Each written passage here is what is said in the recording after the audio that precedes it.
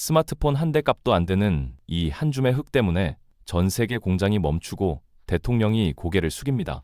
말이 되는 소리일까요? 시장 규모 겨우 17조 원, 아이폰 판매액의 10분의 1도 안 되는 겁니다. 그런데 이게 없으면 당장 내일 아침 당신 손에 쥔 스마트폰이 벽돌로 변합니다.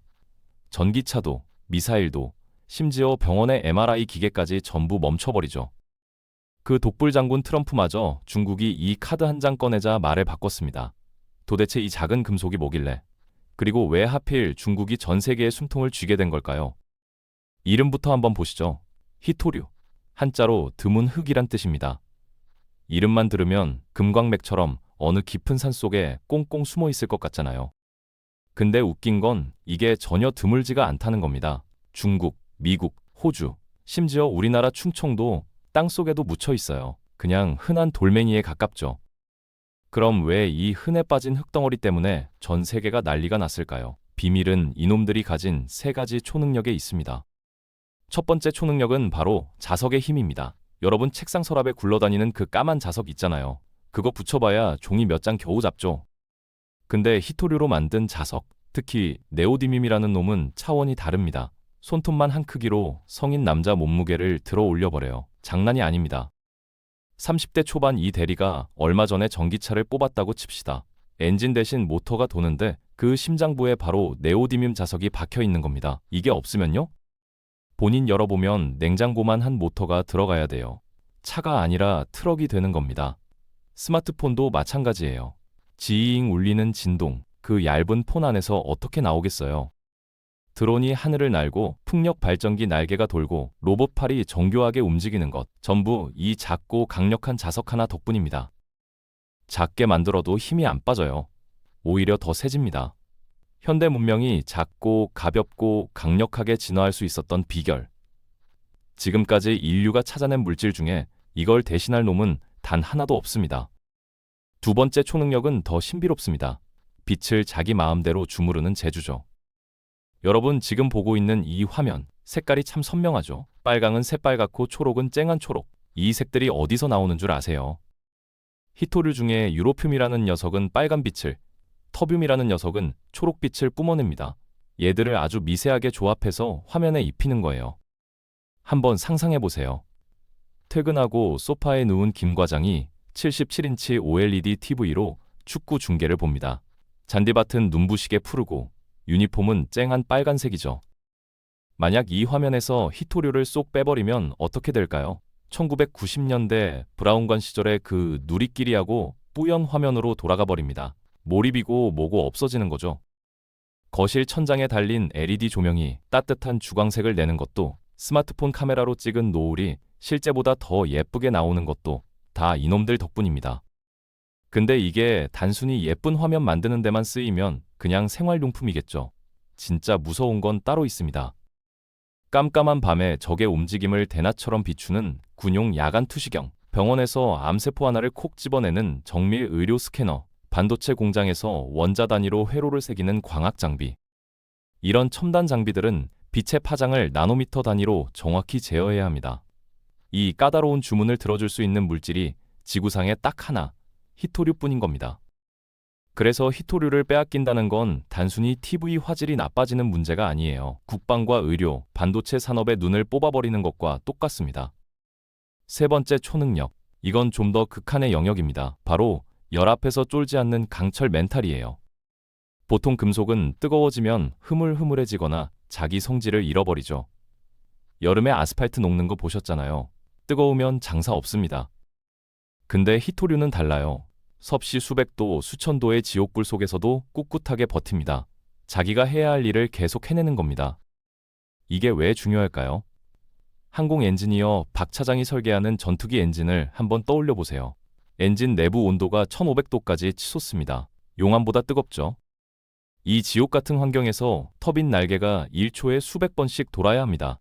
평범한 금속을 쓰면요, 30초 만에 엔진이 엿가락처럼 녹아내릴 겁니다. 바로 여기에 히토류가 소량 첨가된 합금이 들어가는 거예요. 그제야 비로소 전투기가 음속을 돌파하고 로켓이 대기권을 뚫고 인공위성이 우주에서 임무를 수행할 수 있게 됩니다. 우리가 매일 쓰는 반도체도 마찬가지예요. 고성능 칩일수록 엄청난 열을 뿜어내거든요. 노트북 바닥이 뜨끈뜨끈한 거 다들 경험해 보셨잖아요.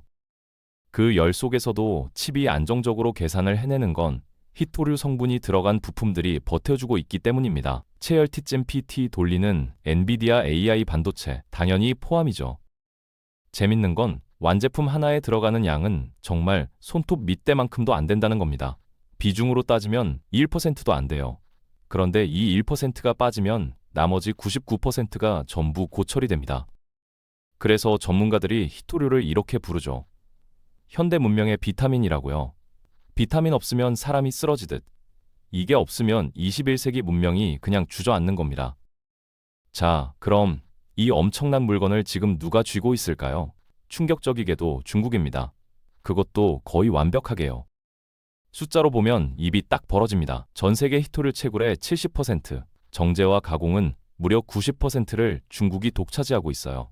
쉽게 말해 지구에서 쓰이는 히토류 10개 중 9개가 중국 공장을 거쳐서 나온다는 겁니다. 이게 왜 무서우냐? 중국 정부가 그냥 기분 한번 상해서 수출 안에 이 한마디만 뱉으면 미국이고 한국이고 일본이고 첨단 공장들이 줄줄이 멈춰서는 구조란 말이죠. 실제로 그걸 무기로 써먹고 있고요. 근데 여기서 이상하지 않으세요? 미국이 바보도 아니고 유럽이 뒷짐지고 있을 나라들도 아닌데 왜 이 중요한 자원을 중국한테 통째로 갖다 바쳤을까요? 사실 미국이 먼저였습니다. 1960년대 컬러 TV 붐이 일었을 때 빨간색을 내는 유로품을 공급한 게 캘리포니아에 있는 마운틴 패스 광산이었어요. 미사일 유도 장치에도 이미 히토류를 쓰고 있었죠. 전략적 가치를 몰랐을 리가 없습니다. 문제는 당시 분위기였어요. 기업 임원 회의실 풍경을 한번 상상해 보세요. 재무팀 이상무가 보고서를 탁 내려놓으며 이렇게 말합니다. 시장 규모가 너무 작습니다. 이거 개발해봤자 본전 뽑기도 힘들어요. 그 시절엔 히토류가 제품 하나에 진짜 티끌만큼 들어갔거든요. 부품 속 조미료 수준이었죠. 수요가 확 터질 거란 상상을 아무도 못한 겁니다.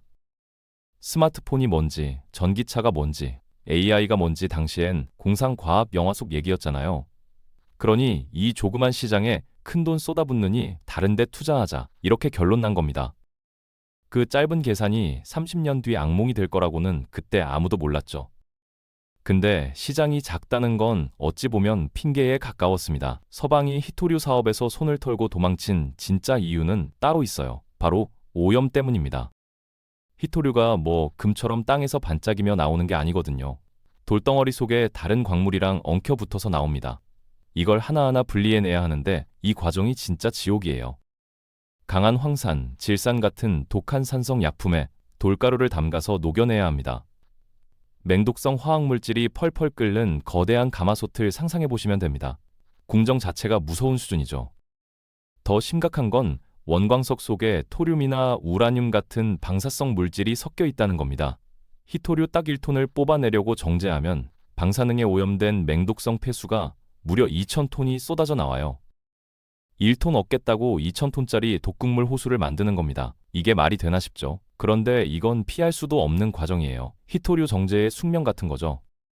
자, 이제 1980년대 미국 환경운동가들이 어떻게 나왔을지 뻔하죠. 연일 시위대가 광산 앞에 드러누웠고 환경단체는 소송을 걸었고 정부는 규제를 쏟아냈습니다. 우리 뒷마당에선 안 돼. 이 한마디였던 겁니다. 그럼 기업들은 어떤 선택을 했을까요? 싸움을 걸까요? 아니요. 훨씬 쉬운 길이 있었죠. 그냥 가난한 나라에 떠넘기는 겁니다. 더럽고 위험하고 욕먹는 작업은 제3세계에 맡기고 자기들은 깨끗한 공장에서 완제품만 조립해 팔면 되니까요. 아주 편리한 공식이었습니다. 이 고약한 하청을 누가 덥석 물었을까요? 당시 개혁 개방 초기라 달러 한 푼이 아쉬웠던 나라. 네, 바로 중국이었습니다. 서방이 버린 독이 든 성배를 중국이 맨손으로 주워든 겁니다. 여기서 등장하는 인물이 바로 덩샤오핑입니다. 중국을 개혁 개방으로 이끈 그 작은 거인 말이죠. 1980년대 초 중국은 그야말로 거지나 다름없었습니다. 문화대혁명이 휩쓸고 지나간 자리엔 폐허만 남아 있었고 국민들은 배를 골았어요. 서방의 자본과 기술이 목말라 죽을 지경이었죠. 근데 협상 테이블에 앉으려면 뭐가 됐든 패가 있어야 되잖아요. 빈손으론 아무도 상대 안 해주니까요. 덩샤오핑은 중국이 쥘 수 있는 히든 카드가 뭘까 밤잠을 설치며 고민했습니다. 그때 한 과학자가 그 앞에 섰습니다. 쉬강이라는 화학자였어요. 훗날 중국 히토류의 아버지라고 불리는 인물이죠. 그가 덩샤오핑 앞에 놓인 책상을 탁 치며 말합니다.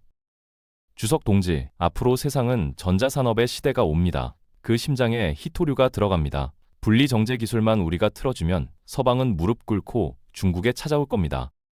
덩샤오핑은 이 말을 단박에 알아들었어요. 촌구석 광물 장사가 아니라 미래 산업에 목줄을 쥐는 일이라는 걸 꿰뚫어 본 겁니다. 역시 대륙의 지도자는 스케일이 달랐죠. 그날부터 중국은 국가 총력전에 돌입합니다. 지방정부마다 광산 개발에 뛰어들고 국영기업에 막대한 보조금을 퍼부었어요. 베이징대, 칭화대에 히토류 관련 학과를 우후죽순 세우고 연구 인력을 쏟아냈습니다. 값싼 인건비에 환경 규제는 있으나 많아였고 공산당이 찍어 누르면 주민 반발도 없었죠. 서방이 절대 못할 조건을 중국은 전부 갖추고 있었던 겁니다. 1990년대 들어 이 모든 게 정부의 공식 전략이 됩니다. 히토류는 이제 단순한 광물이 아니었어요. 국가 1급 전략 자원, 채굴부터 가공까지 공산당이 전 과정을 소나기에 틀어준 무기가 된 겁니다. 자, 이제 중국이 무대에 섰습니다. 그런데 여기서 중국이 보여준 수법은 진짜 혀를 내두를 정도예요. 교과서에 실려야 할 경영 전략입니다. 다만 당하는 입장에선 악몽이지만요. 중국 정부는 애써 캐내고 정제한 히토류를 국제시장에 무슨 떨이 처분하듯 쏟아냈습니다. 원가에 가까운 말도 안 되는 가격으로요. 이상하죠? 보통은 비싸게 팔려고 기를 쓰잖아요. 근데 이게 치밀한 계산이었습니다. 40대 자영업자 최 사장이 치킨집을 차렸다고 쳐봐요. 건너편에 대기업 프랜차이즈가 들어와서 한 마리에 5,000원, 원가에도 못 미치는 가격에 팔기 시작합니다. 최 사장 가게는 몇 달 못 가서 문을 닫겠죠. 대기업은 그 동네 치킨 시장을 독차지하고요. 그 다음부터는 가격을 마음대로 올려도 소비자들이 갈 데가 없습니다. 바로 이 수법을 국가 단위로 쓴 겁니다. 희생양은 미국 캘리포니아의 마운틴 패스 광산이었어요. 한때 전 세계 히토류 공급을 책임지던 자존심이었죠. 그런데 중국산 초저가 물량이 밀려들자 버틸 재간이 없었습니다. 2002년 결국 문을 닫습니다. 그동안 미국, 유럽 기업들은 속으로 쾌재를 불렀어요. 굳이 우리 땅 오염시켜가며 만들 필요 있나?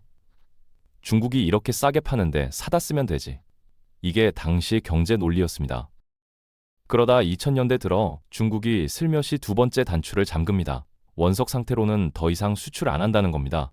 가공된 완제품 형태로만 팔겠다. 부가가치는 자기들이 다 먹겠다는 거죠. 결과는 완벽한 수직 계열화였습니다. 광산에서 돌을 캐고 정제하고 자석이나 부품으로 만드는 그 모든 과정, 전부 중국 땅 안에서만 돌아가는 폐쇄된 시스템이 완성된 겁니다. 이제 전 세계 첨단 산업이 중국 공장 문 앞에 줄을 서야 하는 세상이 된 겁니다. 1992년 덩샤오핑이 폭탄 선언을 합니다. 남쪽 지방을 순시하던 중에 이런 말을 던졌어요. 중동에 석유가 있다면 중국에는 히토류가 있다. 이게 무슨 뜻이겠어요? 중동 산유국들이 석유 잠그면 전 세계가 벌벌 떨었잖아요. 1970년대 오일 쇼크 기억하시죠? 그 공포를 중국이 히토류로 재현하겠다는 선전포고나 다름없었습니다. 그리고 그 협박은 빈말이 아니었어요. 2009년 경쟁국들의 생산시설이 완전히 뿌리 뽑힌 걸 확인한 중국이 드디어 칼을 뽑아듭니다. 우리도 환경보호 좀 해야겠다라는 그럴싸한 명분을 내걸었죠. 그러면서 수출 쿼터제를 기습적으로 발표합니다. 한 해 수출량을 단칼에 35%나 잘라버린 겁니다. 전 세계가 패닉에 빠졌어요. 가격은 순식간에 10배 가까이 폭등했고 일본의 도요타, 독일의 BMW, 미국 실리콘밸리 공장들이 비상회의를 소집했습니다. 미국과 EU는 WTO에 제소하며 국제소송전에 돌입했죠. 근데 진짜 충격은 이듬해에 터집니다. 2010년 9월 센카쿠 열도, 일본이 말하는 데오이다오 근처에서 중국 어선과 일본 순시선이 부딪혔어요. 중국 선장이 일본에 체포되는 사건이 벌어집니다. 중국이 어떻게 했을까요? 군함도 안 보내고 미사일도 안 썼습니다. 그냥 딱 한마디, 일본으로 가는 히토류 수출 전면 중단. 이 한 방에 일본 자동차 산업이 그대로 얼어붙었어요. 도요타 조립 라인이 멈출 위기에 몰렸죠. 결국 일본은 며칠 만에 중국 선장을 풀어줍니다. 완벽한 백기투항이었어요. 2019년 미중 무역 전쟁 때도 마찬가지였습니다. 트럼프가 관세 폭탄으로 중국을 압박하자 시진핑이 장시성 히토류 공장을 시찰했어요. 말 한마디 안 했지만 전 세계가 알아들었죠. 해볼 테면 해봐라. 결국 협상 국면으로 전환된 건 트럼프였습니다. 이쯤 되니까 서방 세계도 정신이 번쩍 들었습니다. 아, 이거 큰일 났다. 목줄을 잡혔네? 부랴부랴 탈중국 작전에 돌입합니다. 근데 이게 말처럼 쉬운 일이 아니었어요. 먼저 호주가 총대를 맵니다. 라이너스라는 회사가 서부 광산에서 캐낸 원석을 말레이시아로 보내 정제하는 공장을 돌리기 시작했어요. 중국 밖에서 거의 유일하게 상업적 규모로 정제가 되는 곳이죠. 일본은 2010년 센카쿠 사건 트라우마가 워낙 컸잖아요. 그 뒤로 베트남 광산에 조용히 거액을 쏟아부었고 미국은 브라질과 손을 잡았습니다. 그리고 문을 닫았던 캘리포니아 마운틴 패스 광산도 다시 가동에 들어갔어요. 재밌는 건 도시 광산이라는 개념까지 등장했다는 겁니다. 들어보셨어요? 40대 직장인 김 부장이 서랍 깊숙이 처박아둔 2세대 전 아이폰, 바닥에 뒹구는 고장난 노트북. 이런 전자 폐기물 속에 희토류가 꽤 많이 들어있거든요. 이걸 모아서 다시 추출하자는 겁니다. 땅 파는 대신 쓰레기통을 뒤지는 거죠. 한국 정부도 당연히 가만히 있지 않았습니다. 포스코를 비롯한 기업들이 영구자석 국산화에 매달렸고 정부는 핵심 광물 비축 기지를 늘리고 있어요. 미국 IRA, 유럽 핵심 원자재법이 쏟아지는 이유도 다 이 때문입니다. 그런데요, 냉정하게 말씀드릴게요. 이게 단기간에 될 일이 아닙니다. 새 광산 하나 뚫는데 빨라야 10년입니다. 환경 영향 평가받고 인허가 따고 주민 설득하고 정제 공장 짓는 데는 수조 원이 들어가요. 그리고 30년 넘게 쌓인 중국의 기술 노하우는 돈으로 살 수도 없습니다. 무엇보다 중국은 언제든 가격을 다시 후려칠 수 있어요. 2002년 마운틴 패스 때처럼 말이죠. 그래서 탈중국이라는 이 산이 보기보다 훨씬 높고 험한 겁니다. 자, 지금까지 중국의 승리 스토리를 봤습니다. 근데 이 화려한 성공의 뒷면에는 차마 눈뜨고 보기 힘든 그림자가 있어요. 이 얘기 안 하고 넘어가면 진짜 반쪽짜리 이야기가 됩니다. 중국 내몽골 자치구에 바오토우라는 도시가 있습니다. 전 세계 희토류의 3분의 2가 이 도시 한 곳에서 나와요. 인구 280만의 도시, 그러니까 희토류의 성지 같은 곳이죠. 근데 이 도시 외곽에 검은 호수라는 무시무시한 이름의 저수지가 있습니다. 서울 여의도보다 훨씬 큰 규모예요. 근데 이게 자연호수가 아닙니다. 희토류 정제 과정에서 나온 방사능 폐수를 그냥 한 곳에 퍼부어서 만든 인공 웅덩이인 거죠.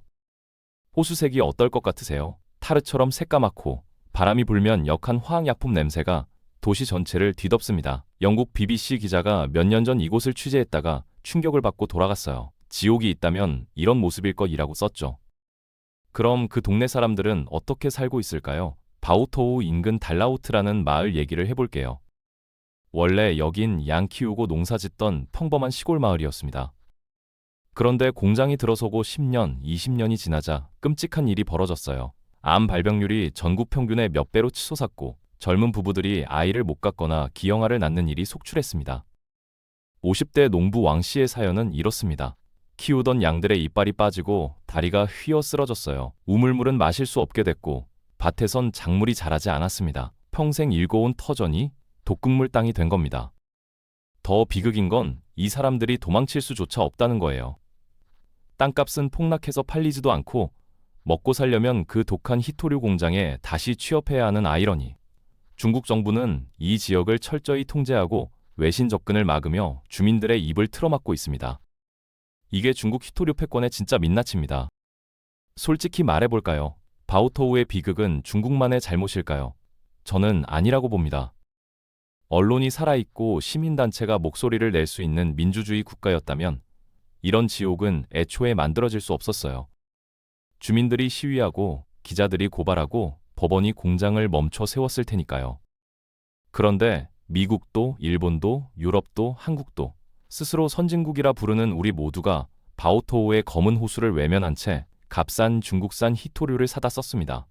지금 이 영상을 보는 여분, 손에 들린 그 스마트폰까지도요. 결국 중국의 희토류 패권은 중국 혼자 만든 게 아닙니다. 전 세계가 눈을 감고 공모해서 완성한 합작품인 겁니다. 이제 와서 발을 빼고 싶어도 우린 이미 너무 깊숙이 들어와 있어요. 오늘은 여기까지입니다. 재미있게 보셨다면 구독, 좋아요 부탁드립니다.